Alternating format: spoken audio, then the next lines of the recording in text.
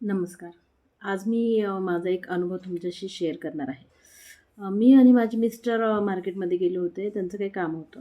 तर ते मोबाईल शॉपीमध्ये गेले आणि मी गाडीजवळ बाहेर थांबलेले होते. तर तेवढ्यात एक मोबाईल शॉपीच्या साईडला एक भोजनालय होते. त्या भोजनालयामधून एक कपल बाहेर आलं जेवण करून. तर त्याच्या साईडला वारकरी जात होते. त्यांना भूक लागलेली.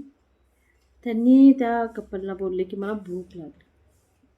त्या कपलपैकी जे पुरुष होते ते आतमध्ये गेले. त्यांनी कुपन घेतलं आणि त्या वारकरींना दिलं. त्यांना सांगितलं, की मी पैसे दिलेले आहेत, तुम्ही जाऊन जेवण करा. आणि हा किस्सा मी माझ्या डोळ्याने पाहत होते. वारकरी गेले, त्यांनी जेवण केलं. माझ्या मिस्टरांचं पण काम झालं, मी तिथून निघून गेले.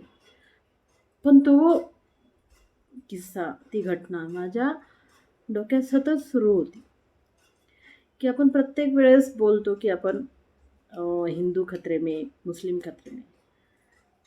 पण ते कपल मुस्लिम होतं आणि त्यांनी कोणताच विचार न करता माणुसकीच्या नात्याने त्या वारकरींना जेवण दिलं. आपण केव्हाही प्रत्येकजण कोणाची मदत करत असताना कधी जात, धर्म काहीच बघत नाही.